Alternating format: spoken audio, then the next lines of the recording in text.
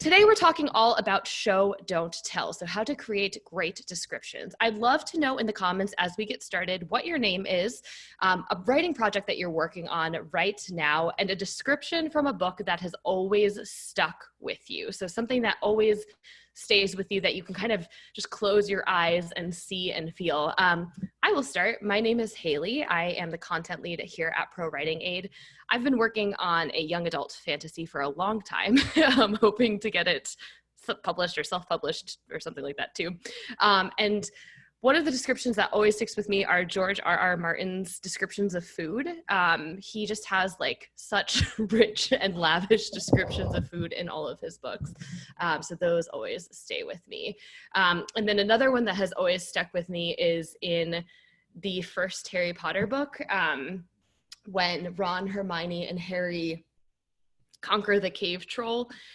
For whatever reason, that always stuck with me too. So I can always just say I always think whenever I do something with a group, I always think about how she says that like, there are certain things you can't do without becoming friends, and taking down a cave troll is one of them. So that whole kind of passage has always stuck with me. So if you guys want to drop in the comments again, your name, a writing project that you're working on, and then a book description that has always stuck with you. I'll give you guys a couple of seconds to drop that in the chat. And to answer your question, Oliver, yes, all sessions are recorded, so you'll be able to see them after. All right, so Key is working on some TV pilots and loves Davis Bunn's description of urban humans interacting with raw nature. Ooh, nice. Brian's here from Washington. Hey, Brian. Ron from Dallas says the description of the Martians from Robert A. Heinlein's Double Star, ooh, early 1950s. Very nice. Maria's working on a screen novel. Awesome. Okay. Catherine says Wayne Johnston's Colony of Unrequited Dreams. Nice. Bree says Katie or Bri or Bri. Sorry, Bree or Bri. Katie smelled like trees from the William Faulkner. Bree. Nice. Thanks, Kate. The description of the puzzles at the end of the Harry Potter book. I'm with you, Alex. Ooh, fantasy involving crystals that talk. Awesome. And so what I just mean by stuck is something that you kind of can't get out of your head, something that you can always remember, something that you can think about even though you're not reading it right now, something that's memorable to you. Oliver remembers Lord of the Flies in 1984. Awesome. All right, guys. So I asked us to start with that because we are talking all about show, don't tell today. So show, don't tell is a writing technique where you share information about your characters and setting through details and action rather than just exposition. So if we consider the two examples up here, first, in the first example, we have when Mary saw her test grade, she was embarrassed. And then in the second example, we have when Mary saw the big red F on her work, her cheeks flushed red. She crumpled the test and hid it in her desk, hoping no one noticed. So if we look at these two examples, they tell us the same thing, right? They tell us that Mary got a bad grade on her test and she didn't like it, right? She was embarrassed by it. In the first example, though, we're telling that to the reader. We're telling them Mary was embarrassed. It's nice and simple. But in the second, we're letting the prose do the work for us. So we're getting a more sensory experience. We're seeing that Mary's cheeks flushed red. We're seeing the actions that she did. And most of the time you want to aim to show, so to do what we're doing in the second example rather than just tell. That's for a number of different reasons. First of all, when you allow the reader to kind of make inferences, it creates a better connection to them with the work and with their characters. So when you're just telling them, oh, Mary was embarrassed, they're getting that information, but they're not really sinking in and feeling it. In the second example, you're feeling Mary's pain, you're understanding, you're drawing connections, you're drawing from your own personal experience, maybe you're remembering how you felt when you were embarrassed and that type of thing. So when you show rather than tell, you're creating those connections with your readers to make them really engage with your characters. So that can happen with kind of action, as we were just talking about, but it can also really happen with descriptions of places, which we were kind of just talking about. So we have this first one from J.R.R. Tolkien. So I'll read it aloud to you guys. The gasping pools were choked with ash and crawling muds, sickly white and gray, as if the mountains had vomited the filth of their entrails upon the lands about. High mounds of crushed and powdered rock, great cones of earth, fire blasted and poison stained, stood like an obscene graveyard in endless rows, slowly revealed in the reluctant light. So in this passage, Tolkien is talking about, I believe the first time Frodo and Sam are laying eyes on Mordor. And in this, you're really able to get an extremely vivid understanding of what Mordor is. So Tolkien's not just saying, oh, you know, Frodo and Sam happened upon Mordor and the sight of it scared them, right? He's telling you exactly how it scared them. You're able to close your eyes and you're able to picture these pools choked with mud. You're able to almost taste the fire in the air, to feel the heat of this lava that's spewing. And so in this kind of vivid description, you're really painting a picture for your reader to connect. So again, this can happen in your characterization when you're describing their actions and the feelings. It can also happen as you're describing your settings to really make people feel like they're in a scene, like if they closed their eyes, they were right there.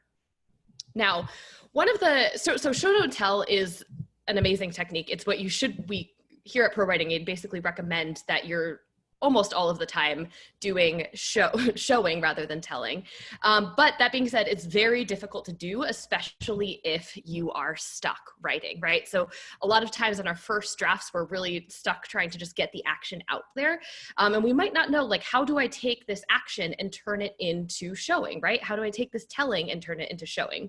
One of my favorite techniques is called the camera test. The camera test is basically when you ask yourself, could a camera capture this scene the way that I intended? And if the answer is no, you'll need to add in more description, dialogue, and action to make that scene come alive. So for instance, if we go back to this example that Tolkien put together about Mordor, if Tolkien had just said Frodo and Sam climbed over the mountain and on the other side they saw Mordor and it was terrifying, a camera wouldn't be able to capture that, right? If Peter Jackson was behind his camera kind of creating Mordor, he might create a very different vision than what Tolkien had originally intended, because it wasn't very clear, right? If you just say that something is terrifying, if you just say that it's scary, if you just say it's exciting, if you just kind of use those telling constructions, it's not really giving pieces that the camera can pick up on. So instead, consider the camera test. If Peter Jackson was coming out to film your novel, have you created and set up your scene in a way that that camera could capture every single one of those details? So the people in the side corner, the feel of the wind as it brushes someone's face, the color of the trees, all of that type of thing. So that's one technique to improve show, don't tell. Another technique is to tell first and then show. So as a writer, I am super guilty of wanting my first draft to be perfect. I want to just get the words down and then be done. I'm sure some of you are similar to me in that. But a lot of times on the first draft, those show descriptions just won't come. And you might get stuck sitting there thinking, like, how do I create these show descriptions? And just being stuck in like that detail. And that's okay. If you're struggling to get the show descriptions out there, my recommendation is that you get the tells down first. So again, if we go back to Tolkien, he might say first, Frodo and Sam crested the mountain and on the other side they saw Mordor and it was terrifying. And then he kind of moves on to the next piece of the scene, just so we can get the action beats and character reactions out. Then when you do your revisions, you can come back and add kind of show descriptions to those tell scenes. So that's another strategy that I would recommend. We're going to practice both of those first today. So we're going to work through, for those of you who haven't been here with us on the writing prompts, we're going to work through 3 different writing sprints. Then we are going to come back together to share them and talk about what went well and what was difficult. So our first one is going to talk about the camera test. Then we're going to work on telling and then turning that telling into showing, just to give you guys a little bit of a preview about what it'll be. So the first one, our first sprint, we're going to warm up by practicing show, don't tell on a setting. So just like we did with Mordor and Tolkien, we're going to practice giving kind of explicit setting and explicit detail, or excuse me, explicit detail of our main or one main setting of your work. So remember the camera test.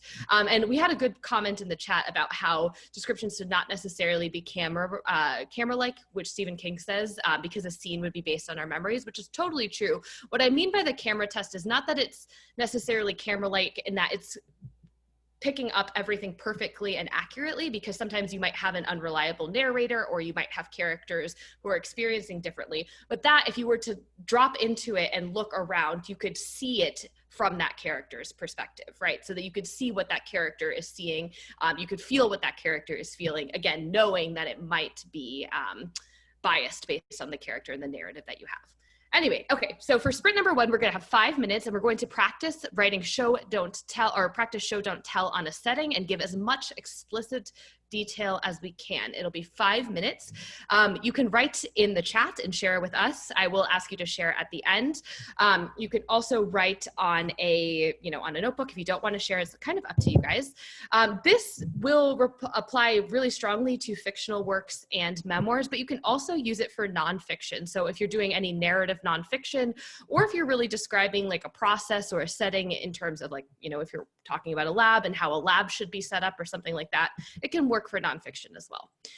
Okay, so I'm going to mute myself, start the countdown. We will have 5 minutes, and then again, at the end of those 5 minutes, we'll come back together to talk through our prompts and see what went well and what didn't. Let's begin.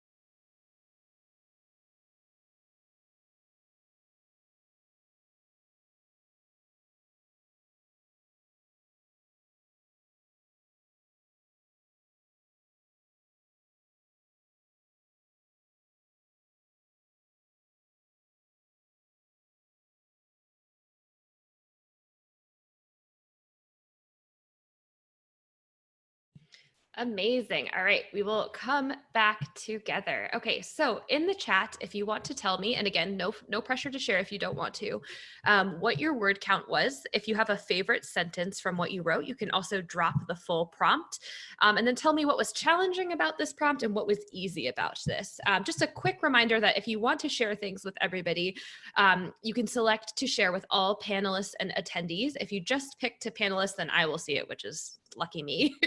But if you want to share it with everybody, you can pick all panelists and attendees. All right, I'm going to dive in and see what some people have dropped in here. I will say I just saw, I think it was Wesley's, as I was looking through these, and it made me think about the ocean breeze. Oh no, it was Marv's. So Marv says, the breeze brought the sweet scent of late spring flowers. Beyond the garden, a jazz band began to play, their brash rhythms juxtaposed with the steady droning of automobile tires rolling along North Charles Street. So I love this because, again, if we think about that camera test, if I close my eyes, I can almost smell that scent of late spring flowers. I can hear the sounds that Marv is, putting in this setting, which is really great. That's the exact kind of point of show, don't tell, so that if you close your eyes, you're picturing what the author wants you to picture. Let's see what else. We've gotten some great information or great submissions here. Okay, so Pat says, minutes later, Linda drifted into a deep sleep. She witnessed herself hovering above her body on the operating table, showered in light.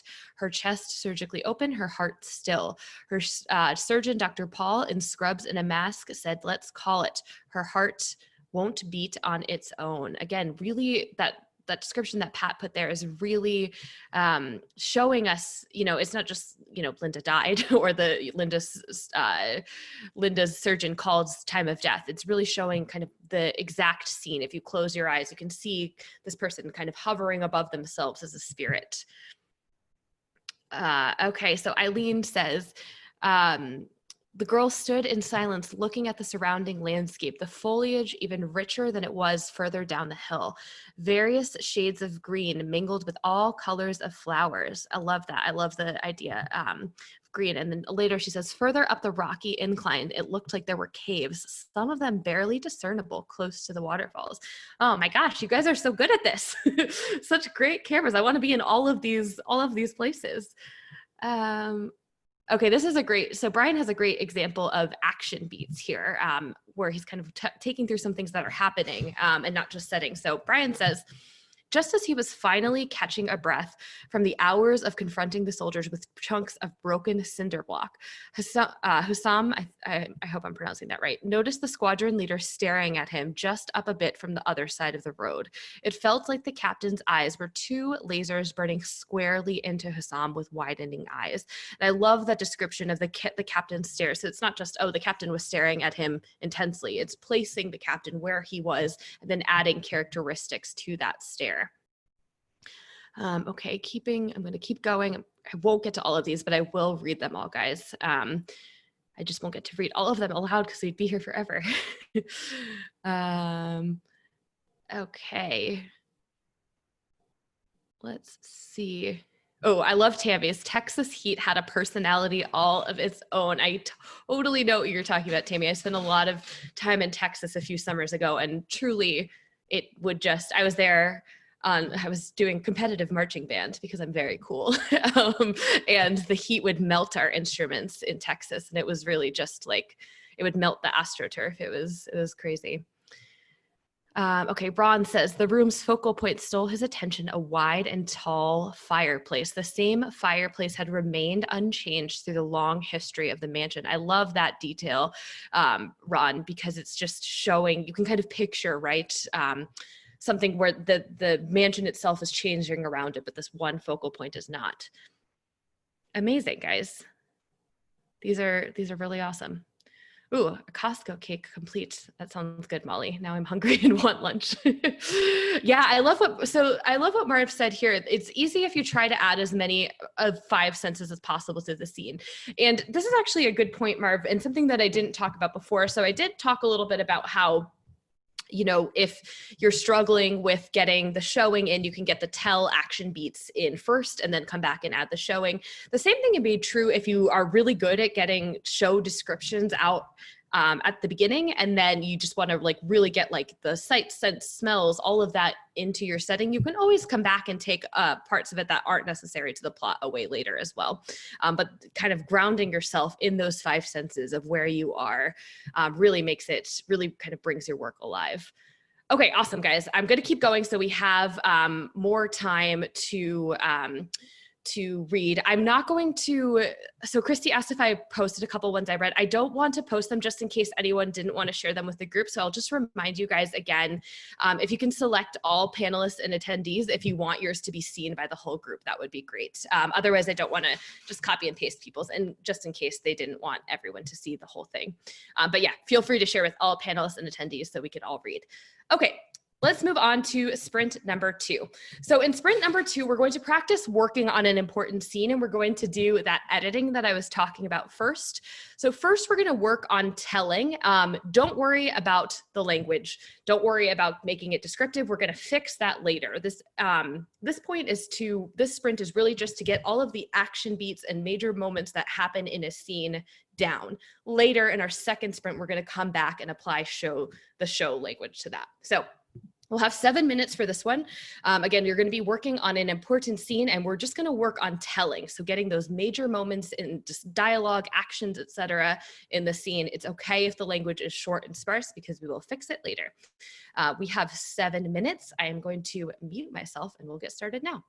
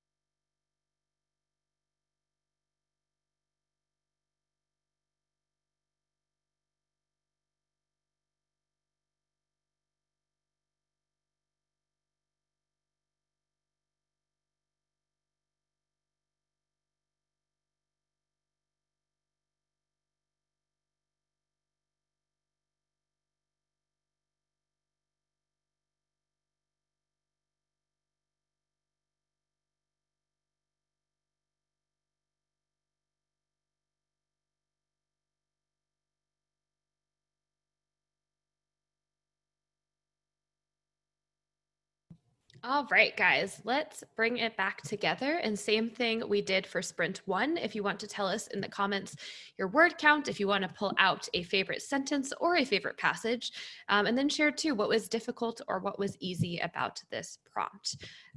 Okay, go ahead and drop that in again. If you want to share with everybody, please make sure from the drop down that you select all panelists and attendees.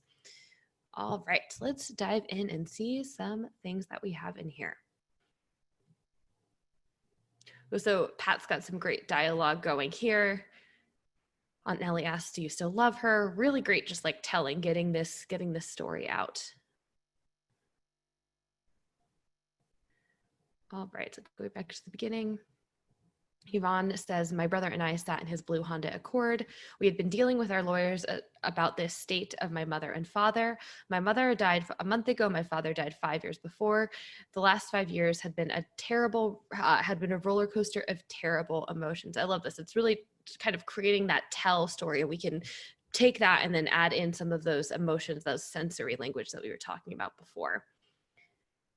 Richard says, the choir and congregation have now stopped. On the stage, Sister Karen is weeping. She covers her face with her hands, and her slight frame shakes with sobs. Oh, interesting. And then it ends with Sister Karen collapsing. So I'll be very curious to see what goes on, what comes next. Ron has loud bombs exploded over the ridge. Kirk had never been this close to live shelling. Fear of death chilled him. Awesome. Really great telling and scene setting here, guys.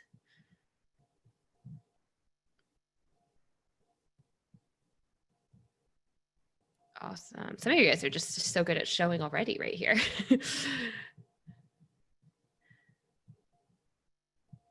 Lavina says, unable to understand her language, she continued to point at the direction. I was shocked by her action. Awesome. I noticed there was scratches on her face.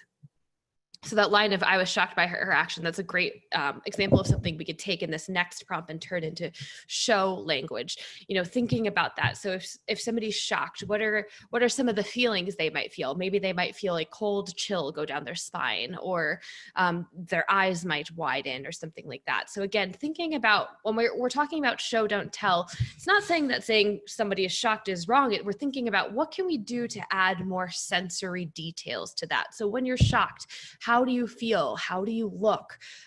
What are the bodily responses that you have? So we have a really great start there.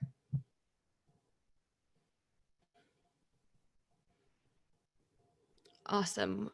Wesley's got a great prompt. Jason screamed, what the hell happened? It was clearly going to be one of those days. Oil was everywhere. The tank farm was full. Thank goodness for bund wall and safety valves.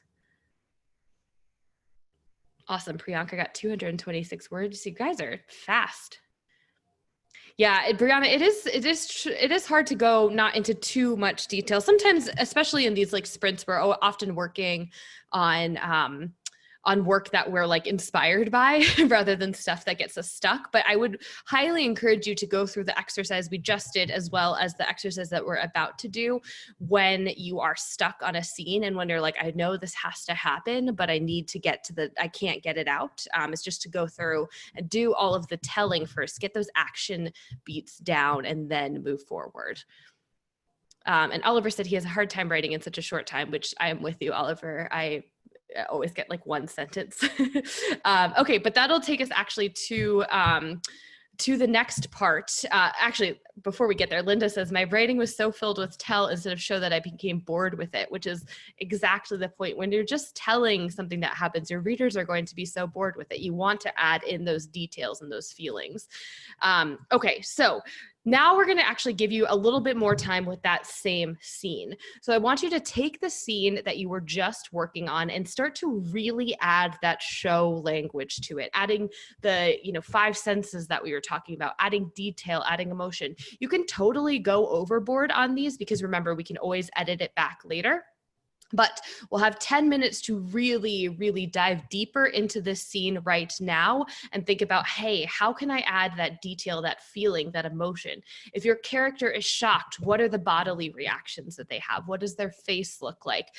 If they are in a battle, is sweat dripping down their face, if they are surprised, are they laughing, or what are the people around them doing? So really getting into all of that detail, remembering that camera test, like how can we pick up on exactly what's happening, and to what we were just saying, to add that interest to what Linda was saying, add that interest so that your readers are really feeling engaged with everything. So this is our longest prompt. We'll have 10 minutes to do this, again, working on the same seed to add as much detail, emotion, and vivid description as you possibly can.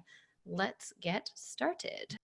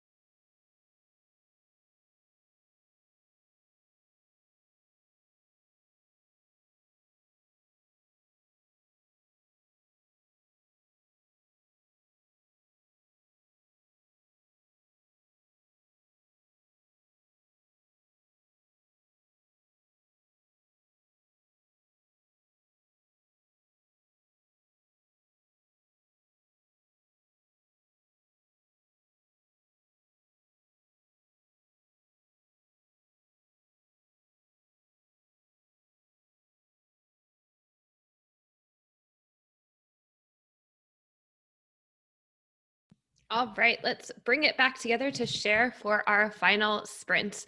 One day you guys are gonna have to, I'm gonna have to figure out how to play the YouTube video music because it's very soothing and I'm always just listening to it and realizing that you guys can't hear it either. Okay, so in the chat, go ahead and drop in your word count, what was challenging, what was easy. Again, if you select to share with all panelists and attendees, then we can all read your amazing work. Okay, I'm going to dive right in as people drop stuff in because we don't have a ton of time. All right. Okay, so Heather says, when they landed over the line, she wiped the sweat burning her eyes. I love that. I can tell already, just that feeling that they have, and gulped air like a fish out of water. That's so much more interesting than if we just say she breathed. She was breathing heavily. MG wasn't just breathing heavily. We're really getting the picture and the feeling of her action right here. Then at the end, MJ dropped her head, burst into motion like a racehorse out of the gate. Amazing imagery there. Great job, Heather. All right, let's see. I'm going to try to get some people that I haven't read from yet today, which is hard because everybody's are just so great.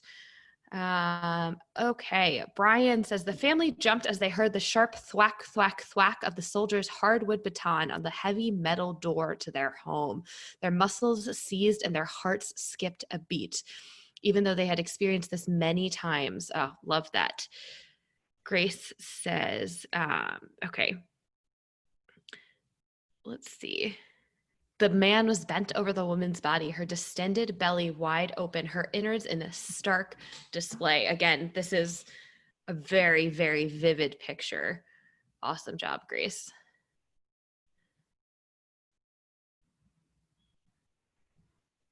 Ooh, okay, I'm looking at Jean's.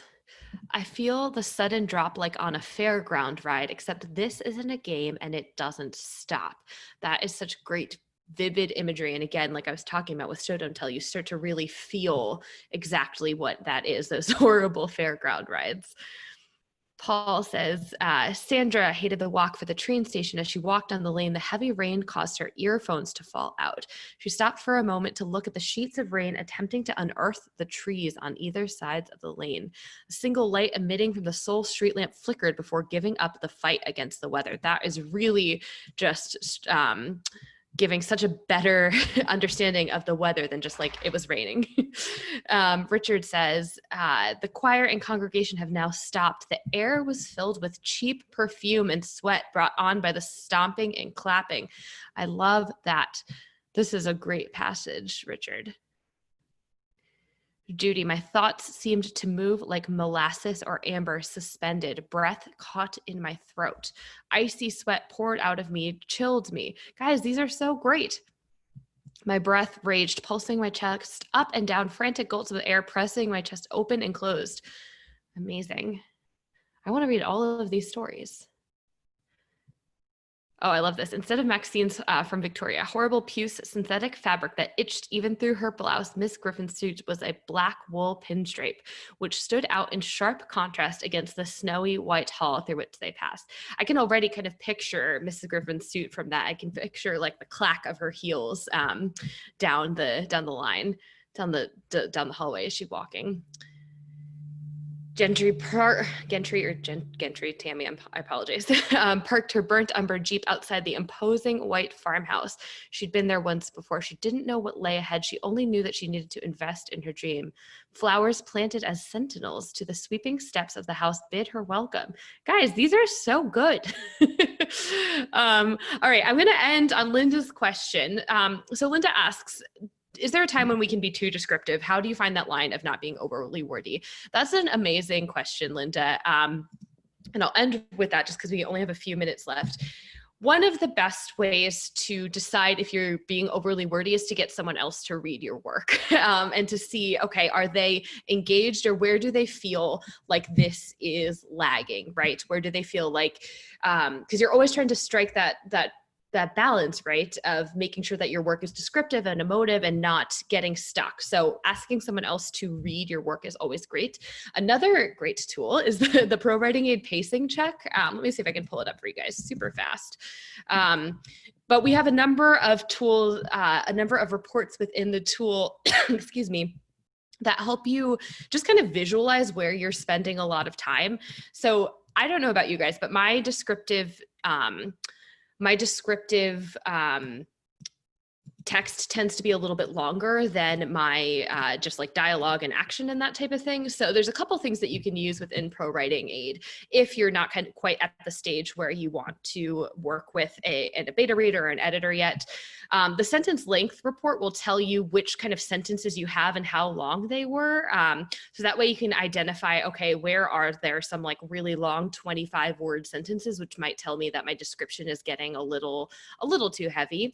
The pacing check can also tell you if you have, this is just a sample, but it can also tell you if you have paragraphs with slow pacing. So that can help you kind of get out of that moment of slow pacing and move your story forward, because you're always trying to keep, just as Marv said, keep people on edge, turning the pages.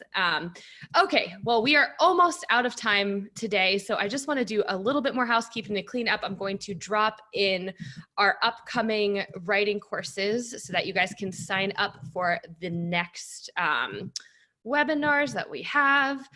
Again, I will be doing these the third Tuesday of every month. I believe our next one, I think it's on world building, which will be really, really exciting. So our next one is on world building. We're going to be talking all about how to create compelling worlds. We actually, a sneak preview for you guys, we're going to be releasing a new ebook that's related to that. So definitely come to that one. It'll be July 28th. We also have our monthly sessions with the book doctor, Sally Orson-Jones, as well as AJ Ogilvy, who is our writing professor. I'm also going to just drop our newsletter into there as well, if I can find it. And then again, we'll send the recording of this to all of you guys. So you are able to watch this, to take a look at the prompts and all of that type of stuff. So thank you guys so much for joining us. We will see you hopefully Thursday, and if not, definitely next week. Have a great rest of your day, everybody. Bye.